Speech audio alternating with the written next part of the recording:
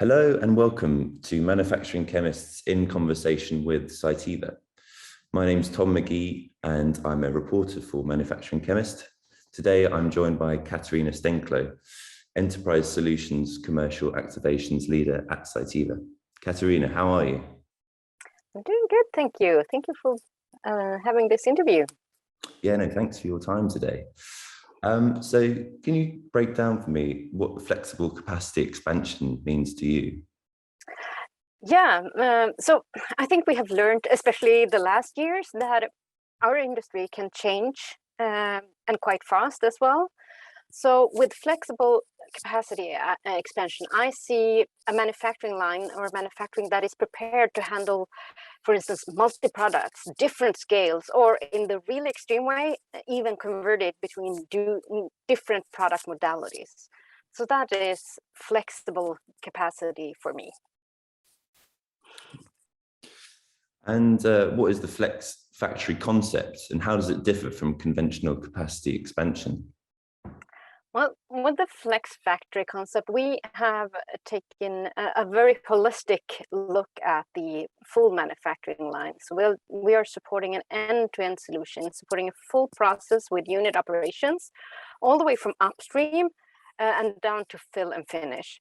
But we are not only providing equipment, we also include the equipment control systems, all the way from the and data handling from the unit operation, if you just want to look at that, but we can integrate it up to a full integrated platform as well.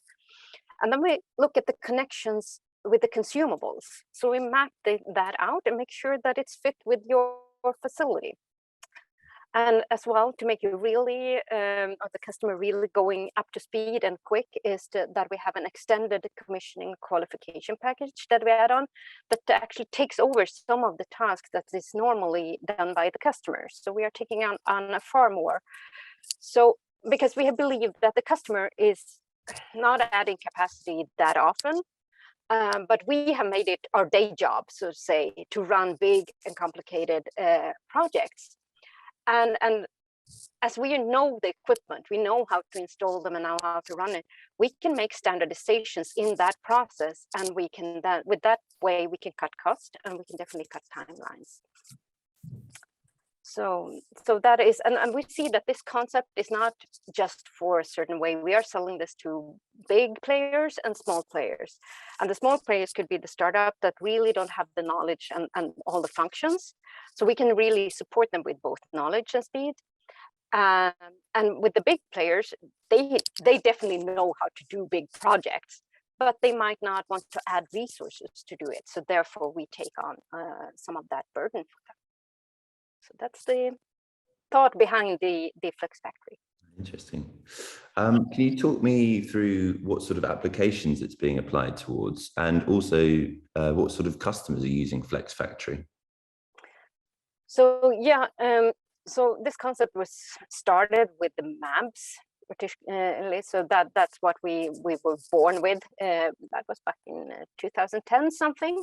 But now we see that it's becoming more used for recombinant proteins, some of the vaccines, but really taking on with the viral vectors. We have it for cell therapy, and very recently we have the mRNA manufacturing and also oligonucleotides. And as I mentioned earlier, we see that it's not only big players that has that, but we have some of these as our customers. We have small startups, small CDMOs, so essentially a really wide span of both products or modalities, and then also customers. So I understand there's been over 100 Flex Factory installations, which is a very good milestone. Can you talk me through any success stories that you've experienced and how the tech's being applied in the real world? Yeah, no, it's really fun to see all these 100 installations, and they are globally, and they are all sizes, all kind of customers, and all kind of molecules, it seems like. So, but we have an example with for instance, the big players like Lonza and Pfizer that wanted to enter a new market in China and expand there. So what we did for them was to do one of these larger projects that is included both the facility and the manufacturing line. So that is one of the highlights. So we have 4 really of these big facilities with the manufacturing in China. And then we have the startups that really, for instance, add localized vaccine manufacturing. Here we have a project executed in Saudi Arabia for SaudiVax that now is being able to produce vaccine in-country vaccines, which is a great achievement, I think. And really recently we have seen a lot of CDMOs and other customers that want to move into the more advanced therapies. And here we are just finalizing our first mRNA line with Aranta Bio in the US. So that's what I'm saying. We have been all over the world, and it's all kind of types of customers with these 100 installations. How can you see this technology impacting the future, do you reckon? I mean, what does the next 5 years look like for this tech? Well, I think the ability to be flexible will be even more important. And especially we have seen the speed of how you can develop a new vaccine right now. So I think short timelines and speed to market, it will be something that we will see across. So the concept of actually having more standardized modules and working one module that can be put together and into a full line, and also sometimes change, will be more and more important. There is a lot of initiatives around plug and play, so that's essentially what we are, the concept here. And I think we will see more diversity in the product. So it will not only be maps, it will, as I said, be all the full span of products.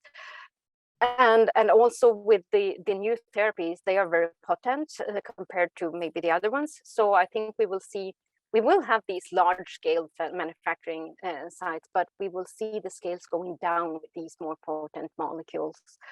So small and flexible and quick, that is what we see. And with that, I also think that, I think that it will be a lot of a drive for digitalization and data management, because there will be a lot more data coming out of all these, and you want to enable speed. So that's what digitalization can do for you.